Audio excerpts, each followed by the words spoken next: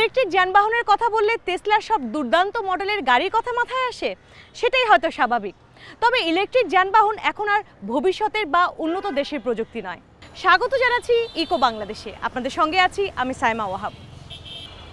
বলছিলাম ইলেকট্রিক যানবাহন কোনো উন্নত দেশের প্রযুক্তি নয়। আপনার বাড়ির পাশে 3 হুইলারগুলোর কথাই ধরুন, সারা দেশে এগুলো সয়লাভ হয়ে গেছে। আপনার যাতায়াত ব্যবস্থা অনেক সহজ করে তুলেছে, কিন্তু পরিবেশ বা দুর্ঘটনার বিপরীতে এগুলো কতটা নিরাপদ? ঢাকায় বিগত বছরগুলোতে একটা পরিবর্তন এসেছে। মতান্তরে প্রায় 5 থেকে 10 লাখ ইলেকট্রিক 3 হুইলার চলছে বাংলাদেশের রাজধানীর সড়কগুলোতে। ঐকিক নিয়ম করলে এগুলো দিনে 15 থেকে 60 লাখ যাত্রী পরিবহন করছে। কিন্তু এই প্রক্রিয়ার পেছনে লুকিয়ে আছে একটি অব্যবস্থাপনার গল্প, যেখানে চলছে বিদ্যুৎ অপচয়, পরিবেশ দূষণ আর অনিরাপদ যাতায়াত। এই অব্যবস্থাপনার মাঝেই একটা নীরব পরিবর্তন ঘটছে ইলেকট্রিক রিক্সা চালক শামীম আহমেদের জীবনে। গাড়িটা যখন চার্জ ফুরিয়ে যায় তখন এটা ঢাকায় নিতে অনেক কষ্ট হয়ে যায় আমাদের। আগেরটা যেটা 4 ব্যাটারিটা, এটা 1 ব্যাটারি, আর এটা চার্জ শেষ হওয়ার কোনো আমি মনে করি না কোনো কিছু আছে, কারণ চার্জ শেষ হওয়ার আগে আমরা বুঝতে পারি এটার স্পিডটা একটু কমে যায়, তখন আমরা লগে লগে গিয়ে আবার ব্যাটারি একটা খালিটা দিয়ে আবার চেঞ্জ করে নিয়ে আসি। তো এইভাবে সারাদিনেই ব্যাটারি চেঞ্জ করে আপনার 4টা ব্যাটারির মতো মানে খাওয়া যায় সারাদিনে। ঢাকার শাহজাদপুরের চালক শামীম তার 3 হুইলারে এখন ক্ষতিকর লেড ব্যাটারির বদলে তুলনামূলক পরিবেশ বান্ধব লিথিয়াম ব্যাটারি ব্যবহার করেন। এই ব্যাটারি তাকে কিনতেও হয় না, এমনকি চার্জ শেষ হলে রিচার্জিংয়ের জন্য ঘন্টার পর ঘন্টা বসে থাকতে হয় না। টাইগার নিউ এনার্জি নামের একটি কোম্পানিকে দিনে 150 টাকা দিয়ে যতবার প্রয়োজন ব্যাটারি বদলে নিয়ে আসেন তিনি। ইনকাম আগে যদি হয়তো আপনার 800-900, এখন ধরেন আপনার 1400-1500 হয়, তো সেই ক্ষেত্রে 500 টাকা বেড়ে গেছে। তো আগে হচ্ছে গিয়ে আবার আপনার মানে বিদ্যুৎ যখন বিদ্যুৎ থাকে না তখন আবার বৈশা টাকা লাগতে, আর এটা বৈশা টাকা লাগে না, এটা ব্যাটারি অলরেডি চার্জে থাকে। টাইগার নিউ এনার্জির চার্জিং স্টেশনগুলোতে এমন 10টি করে ব্যাটারি রাখা থাকে। এগুলো ভাড়া দেওয়া হয় চালকদের কাছে। এগুলো চার্জে বিদ্যুৎ সাশ্রয় হয় বলে জানালেন প্রতিষ্ঠানটির ডিলার মোহাম্মদ রিফাত। এই ব্যাটারি নষ্ট হইলে সারানোর কোনো টেনশন নেই, এটা কোম্পানি বহন করে। এটাতে আসলে বিদ্যুৎ খরচ 30-40% মতো কম আসে। ব্যাটারি কেনার যে ঝামেলা আছে, ব্যাটারি কিনতে গেলে দেখা যায় ভালো একটা টাকা লাগে, তারপর ওটা আবার 6-7 মাস পর পর চেঞ্জ করতে হয়। এই ধরনের ঝামেলা নাই এটায়। বাংলাদেশে প্রায় 40 লাখ ইভি 3 হুইলার চলছে। এগুলো দৈনিক প্রায় 2.5 কোটি যাত্রী পরিবহন করে। হিসেব বলছে এখানে এখন ইলেকট্রিক 3 হুইলারের বাজার প্রায় 10,000 কোটি টাকার। তাই টাইগার নিউ এনার্জি নামের এই স্টার্টআপটি এই বাজারের সম্ভাবনা কাজে লাগাতে চাইছে। এর সিইও হার্ভার্ড বিজনেস ও হার্ভার্ড কেনেডি স্কুলের গ্র্যাজুয়েট নিকোল মাও একজন চীনা নাগরিক। 4 বছর আগে তিনি তার এক বন্ধুকে নিয়ে এই কোম্পানি শুরু করেন। শুরুর দিকে আমরা লিথিয়াম ব্যাটারি বিক্রির চেষ্টা করি, কিন্তু চালকেরা তখন বললেন এর দাম এখনকার চেয়ে দ্বিগুণ বেশি, আমরা এটা কিভাবে কিনব? এমনকি আপনি যদি ধারও দেন তাহলেও আমরা এটা ঠিকঠাক চার্জ দিতে পারবো না। তাহলে কিভাবে এই সমস্যার সমাধান করা যায়? এরপর আমরা পণ্য হিসাবে ব্যাটারি বিক্রির পরিবর্তে সেটাকে সেবা হিসেবে বিক্রি করলাম। বাংলাদেশ লেড বা সীসা দূষণে প্রথম 5টি দেশের একটি। মাও বলছেন লেড থেকে লিথিয়াম ব্যাটারিতে গাড়িগুলো বদলে গেলে পরিবেশের অনেকটাই উপকার হবে। এখানে 3টি বড় সুবিধা আছে। প্রথমত লেড দূষণ। এখানে লিথিয়াম ব্যাটারি ব্যবহার হচ্ছে, এজন্য লেড ব্যাটারির কারণে যে লেড দূষণ হয় সেটি এখানে হচ্ছে না, কারণ এর কাঁচামাল লেড নয়। দ্বিতীয় সুবিধা হলো জ্বালানি ঘনত্ব, কারণ লেডের জ্বালানি ঘনত্ব আর লিথিয়াম ব্যাটারি জ্বালানি ঘনত্ব এক নয়। কাজেই আপনি সমান ক্ষমতার লিথিয়াম ব্যাটারি চার্জের মাধ্যমে 20 থেকে 30% বিদ্যুৎ সাশ্রয় করতে পারেন। আর তৃতীয় দিকটি হলো এর আয়ু। লিথিয়াম ব্যাটারির আয়ু 3 থেকে 5 বছর, কিন্তু লেড ব্যাটারির ক্ষেত্রে তা 1 বছরেরও কম। এজন্য এর ডিসপোজাল ও পরিবেশগত ঝামেলা একই ধরনের লেড ব্যাটারির তুলনায় অনেক কম। কিন্তু সমস্যা আরও রয়েছে। এই যে লাখ লাখ 3 হুইলার, তার বেশিরভাগই অননুমোদিত ও অনিয়ন্ত্রিত। এই খাতে নেই নিরাপত্তার বালাই, নেই লাইসেন্সিং, নেই নির্দিষ্ট নীতিমালা। পরিবেশের অন্যান্য ক্ষতি ছাড়াও অবৈধ চার্জিংয়ে বিদ্যুতের উপর চাপ পড়ছে, আর যানজট ও দুর্ঘটনা বাড়ছে অনিরাপদ যানবাহনের কারণে। 3 হুইলারগুলো নিয়মতান্ত্রিকভাবে অনুমোদিত কাঠামো, ব্রেক সিস্টেম থেকে শুরু করে তার চালকের লাইসেন্স সমৃদ্ধ চলাচল নিশ্চিত করতে হবে। দ্বিতীয়ত, যারা হঠাৎ করে ঠুনকো মেশিন টেশিন লাগিয়ে একটি কোনো রকমের জোড়াতালি ব্যবস্থাপনায় গিয়েছেন, তাদেরকে প্রতিরোধ করে আগের জায়গায় ফেরত আনা, অর্থাৎ অযান্ত্রিক যানে ফেরত নেওয়া এবং এই অবৈধ যান এবং অবৈধ চালককে অপসারণ করা জরুরি। তৃতীয়ত, ধীরে ধীরে অযান্ত্রিক যানগুলোকে নির্দিষ্ট জায়গায় পরিচালন এবং একই সঙ্গে ব্যাটারি চালিত যানের মাধ্যমে সাবস্টিটিউট তৈরি করা, এই কার্যক্রমটা সরকারের দৃঢ়তার সঙ্গে অবলম্বন করা দরকার। ঠিক এমনই নিরাপদ ইলেকট্রিক থ্রি হুইলার নিয়ে গবেষণা করেছে Bangladesh university of engineering and technology বা বুয়েট। প্রতিষ্ঠানটির যন্ত্র কৌশল বিভাগের অধ্যাপক মোহাম্মদ এহসান জানালেন রিকশাটির সুরক্ষা ব্যবস্থা সম্পর্কে। আমরা বাইরে থেকে গাড়ির অনেকগুলো পরিবর্তন দেখবেন, যেমন এটার সাথে সেফটি গ্লাসের উইন্ডশিল্ড আছে, সাইডটাও গ্লাস দিয়ে আবৃত, সেফটি গ্লাস দিয়ে। আর হেডলাইটগুলো এখন বার করে নিয়ে আসা হয়েছে, সো বাইরে অন্যান্য গাড়ির মতোই হেডলাইট আউটসাইডে আছে। আপনারা যদি ব্রেকটা দেখেন তাহলে সামনের চাকায় দেখেন ডিস্ক ব্রেক যুক্ত আছে, হাইড্রোলিক ডিস্ক ব্রেক। আবার পিছনের চাকায় আমাদের হাইড্রোলিক ব্রেক আছে, সো 3 চাকায় ব্রেকটা আছে। আর আপনারা দেখবেন এখানে সব লাইট ইন্ডিকেটর আছে, ডাইনে বায়ের পিছনের রিভার্স লাইট অথবা ফ্রন্ট লাইট, যাতে ভিতর থেকে গাড়ির মতোই ইন্ডিকেটরগুলো ইউজ করা যাবে। বাংলাদেশ সরকারেরও বিভিন্ন বিভাগ ইলেকট্রিক থ্রি হুইলার নিয়ে কাজ করছে। সেখানে এগুলোর রুট নির্ধারণ, চালকের প্রশিক্ষণ আর লিথিয়াম ভিত্তিক থ্রি হুইলারের লাইসেন্স দেওয়ার মতো পরিকল্পনাগুলো রয়েছে।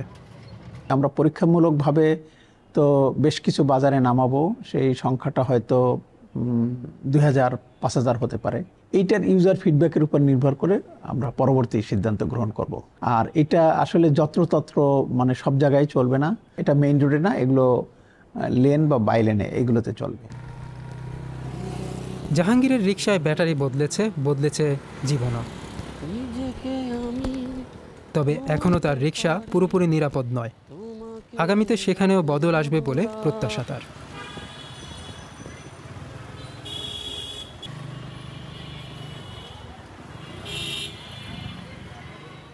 তবে একটা বিষয় তো পরিষ্কার, ইলেকট্রিক যানের প্রসার যত বাড়ছে, লিথিয়াম ব্যাটারির চাহিদাও তত বাড়ছে। তবে এই লিথিয়াম আসে হাতে গোনা কয়েকটি দেশ থেকে। তবে যদি তা ফুরিয়ে যায় তখন কি হবে? তাই এই লিথিয়ামকে পুনর্ব্যবহার উপযোগী করার উপায় খুঁজছে জার্মানির একটি স্টার্টআপ কোম্পানি। লিথিয়ামকে বলা হয় সাদা সোনা। এর চাহিদা অনেক, কিন্তু যোগান কম। জার্মানির মিউনিখে অবস্থিত একটি স্টার্টআপের সিইও সারা ফ্লাইশার তার প্রতিষ্ঠান একটি নতুন সমাধান খুঁজে পেয়েছে। ব্যবহৃত ব্যাটারি থেকে লিথিয়াম বের করার উপায় তারা খুঁজে পেয়েছেন। আমাদের কাছে আছে লিথিয়াম কার্বনেট। দেখতেই পাচ্ছেন এটা মিউনিখেই অনেক যত্নে তৈরি। মোবাইল ফোন বা ল্যাপটপ ব্যবহার করলে আপনিও প্রতিনিয়ত লিথিয়াম হাতে নিচ্ছেন। তবে লিথিয়াম বেশি থাকে বিদ্যুৎ চালিত গাড়ির ব্যাটারিতে, যা আগামী দিনে জীবাশ্ম জ্বালানি চালিত গাড়ির জায়গা নিতে পারে। এজন্য আরও লিথিয়াম প্রয়োজন। বেশিরভাগ লিথিয়ামই খনিজ থেকে সংগ্রহ করা, যেমনটা চিলিতে দেখা যাচ্ছে। এমন ঘেরাকৃতির জমিতে লবণাক্ত পানি জমানো হয়। সূর্যের তাপে পানি শুকিয়ে গেলে সেখানে লিথিয়াম জমে থাকে। চিলি, অস্ট্রেলিয়া আর চীন, এই 3টি দেশ থেকে বিশ্বের 90% লিথিয়াম আসে। এই প্রক্রিয়ায় 1 টন লিথিয়াম পেতে প্রায় 20 লাখ লিটার পানি খরচ হয়। আরও সমস্যা আছে। নাইজেরিয়ার এই বাজারে কাছের বেআইনি খনি থেকে উত্তোলন করা লিথিয়ামের টুকরো বিক্রি হচ্ছে। এইসব খনিতে ঝুঁকিপূর্ণ পরিবেশে শিশুদের দিয়ে কাজ করানো হয়। তবে খনি থেকে লিথিয়াম উত্তোলন হ্রাসের একটি উপায়ও আছে। এই ধাতু পুনর্ব্যবহারের সুযোগ ও পদ্ধতি আমাদের বের করতে হবে। লিথিয়ামের সবচেয়ে ভালো দিক হলো পুনরুদ্ধার করা লিথিয়াম অটুট থাকে এবং তা বারবার ব্যবহার করা যায়। ব্যাটারি থেকে লিথিয়াম রিসাইক্লিং সহজ নয়। এই প্রক্রিয়ার প্রথম ধাপের কাজ হচ্ছে কোস্টারিকার এই কারখানাটিতে। পুরনো ব্যাটারি টুকরো টুকরো করে কাটার পর তা থেকে অ্যালুমিনিয়াম ও প্লাস্টিক আলাদা করা হয়। অবশিষ্ট থাকে এই কালো গুঁড়ো, যাকে বলা হয় ব্ল্যাক মাস। সারা তার সহযোগীদের কাছ থেকে এই উপাদান কিনে নেন। স্পর্শ করলে বা শ্বাসের মাধ্যমে যাতে বিষাক্ত পদার্থ শরীরে প্রবেশ না করে সেজন্য প্রক্রিয়াকরণের সময় বিশেষ পোশাক পরতে হয়। এই কালো গুঁড়োয় থাকে কোবাল্ট, নিকেল, গ্রাফাইট আর লিথিয়ামের মতো অনেক দুর্লভ ও দামি ধাতু, কিন্তু এগুলো আলাদা করা খুব কঠিন। এটাই সবচেয়ে বড় পরীক্ষা ছিল, আর আমরা সেখানেই সফল হয়েছি। আমরা বুঝেছি লিথিয়াম কিসে আকৃষ্ট হয়। কাউকে ডেটে নিয়ে যাওয়ার আগে জানতে হয় তার কি পছন্দ। সেভাবেই আমরাও লিথিয়ামের পছন্দের রাজপুত্রকে খুঁজে পেয়েছি। তা হলো বিশেষ এক ধরনের জৈব যৌগ। এর মাধ্যমে আমরা ব্যাটারির বিশাল বর্জ্য থেকে আকৃষ্ট করে লিথিয়ামকে বের করে আনতে পারি। সেই জৈব যৌগ কি সারা তা আমাদের বলেননি, কারণ এটি এই শিল্পের গোপন রহস্য। আসল প্রক্রিয়াটি ক্যামেরায় দেখাতে চাননি তারা। এটি একটি প্রোটোটাইপ যন্ত্র, এর ভেতরে এখন শুধু পানি আছে। এই কালো পর্দার পেছনেই মূল ঘটনাটি ঘটে। এখানেই জাদুকরী ঘটনাটি ঘটে। কালো গুঁড়ো প্রথম রিঅ্যাক্টরে যায়। আমাদের বিশেষ পদার্থ, সেই জৈব যৌগ এখানে মেশানো হয়। সব ঠিকঠাক আছে কিনা দেখা হয়। তারপর প্রক্রিয়াটি শুরু করতে দেয়া হয়।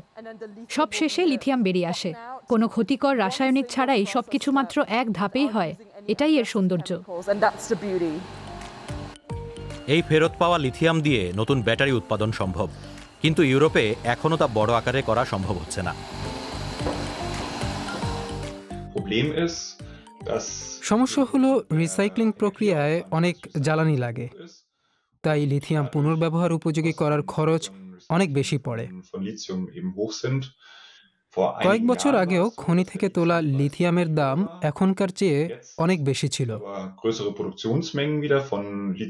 এখন খনি থেকে লিথিয়াম উত্তোলনের পরিমাণ বেড়েছে, দামও কমে এসেছে। তাই অনেক সময় লিথিয়াম রিসাইক্লিং অর্থনৈতিক দিক থেকে লাভজনক হয় না। সারা ও তার দল এই পরিস্থিতি বদলানোর চেষ্টা করছেন। খনি থেকে উত্তোলন করা লিথিয়ামের চেয়ে উৎপাদন খরচ যাতে কম হয়, আমরা সেটি অর্জনের চেষ্টা করছি। অন্তত তেমনটাই তাদের আশা। পরীক্ষামূলক পর্যায়ে থাকা প্রতিষ্ঠানটি এখনও পর্যন্ত লাভের দেখা পায়নি। 2027 সালের মধ্যে তারা এমন একটি বাণিজ্যিক কারখানা গড়ে তুলতে চান যেখানে প্রতি বছর 30,000 টন ব্যাটারি বর্জ্য প্রক্রিয়াজাত করা সম্ভব হবে। আপাতত অপেক্ষা প্রযুক্তি আর বাজার প্রস্তুত হওয়ার জন্য। যানজট আর আরামদায়ক গণপরিবহন না থাকায় প্রতিদিন ভোগান্তিতে পড়ছেন ঢাকার মানুষ। ঠিক একই রকম সমস্যা ছিল সেনেগালের রাজধানী ঢাকারেও, কিন্তু এই সমস্যা তারা কাটিয়ে উঠেছেন বিদ্যুৎ চালিত গণপরিবহন দিয়ে। কিভাবে তা সম্ভব হলো চলুন দেখে আসি। নতুন এই লেনে সব ধরনের যান নয়, চলতে পারে শুধু বিদ্যুৎ চালিত বাস। এই ব্যবস্থার কারণে সেনেগালের রাজধানী ঢাকারে চলাচলের সময় অর্ধেকে নেমে এসেছে। 100 টাকারও কম ভাড়ায় যাতায়াতের এমন সুযোগ পেয়ে খুশি শহরের বাসিন্দারা। অন্য যানবাহনে এই লাইনে ঢাকারের শেষ মাথায় যেতে অন্তত 2 ঘন্টা সময় লাগে। আরেকটি সুবিধা হলো এই বাস নিরাপদ।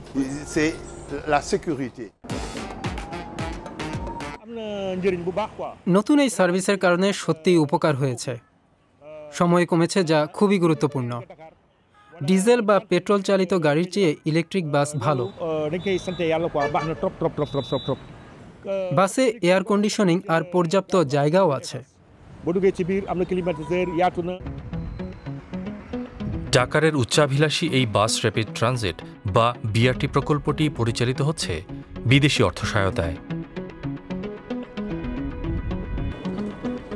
আর সরকারি বেসরকারি অংশীদারিত্বে।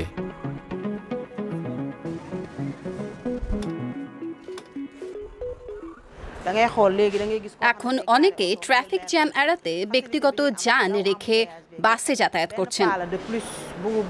এটি আমাদের শহরের অবকাঠামো উন্নয়নে একটি ভালো পদক্ষেপ। এছাড়াও শহরটি আগের চেয়ে বাইসাইকেল বান্ধব করা হয়েছে।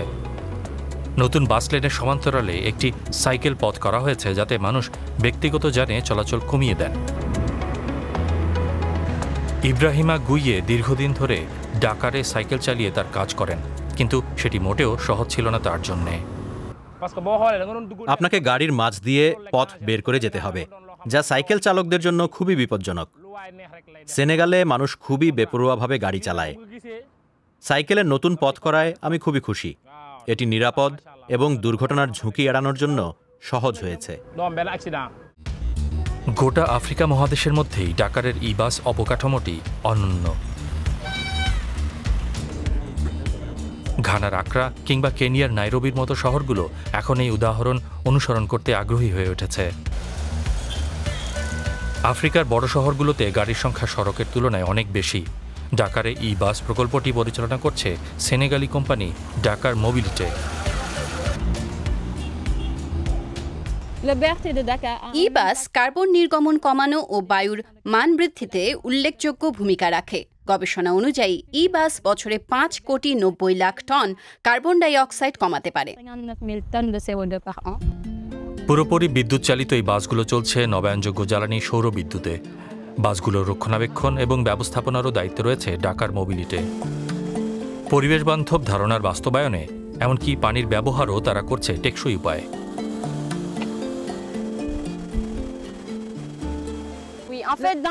পরিবেশের উপর নেতিবাচক প্রভাব হ্রাসে আমাদের গাড়ি পরিষ্কারের নতুন সিস্টেমটিতে একটি যন্ত্র রয়েছে যা ব্যবহৃত পানিকে রিসাইকেল করে। এর ফলে বাস পরিষ্কারে ব্যবহৃত পানির 80% রিসাইকেল হয়। নতুন এই ব্যবস্থা কর্মসংস্থানেরও সুযোগ তৈরি করে দিয়েছে। বিআরটিতে স্থায়ী চাকরি পাওয়ার 750 কর্মীর একজন মামাডৌ ডিয়ালো। স্বল্প সময়ের একটি পুনঃপ্রশিক্ষণ পর্ব শেষে তিনি বাস চালক হিসেবে কাজ শুরু করেন। কাজের শিফটের শেষে তিনি গাড়িটিকে রিচার্জের জন্য নির্দিষ্ট জায়গায় নিয়ে যান। ডিজেল ও পেট্রোল চালিত যানবাহনের কম্বাসশন ইঞ্জিন শব্দ দূষণ ঘটায় এবং বায়ুকে দূষিত করে। ই বাসে এই দুয়ের মাত্রায় অনেক কম। বাস চালক হিসেবে এই বিষয়টিও আমাদের কাছে বেশ গুরুত্বপূর্ণ, কারণ তা আমাদের স্বাস্থ্যের জন্য ভালো। নতুন বাস প্রকল্প এই শহরের বড় ধরনের উন্নতি বয়ে এনেছে। International institute for transportation and development policy তাদের 2025 সালের টেকসই পরিবহন অ্যাওয়ার্ডে ডাকারের এই পরিবর্তনকে স্বীকৃতি দিয়েছে।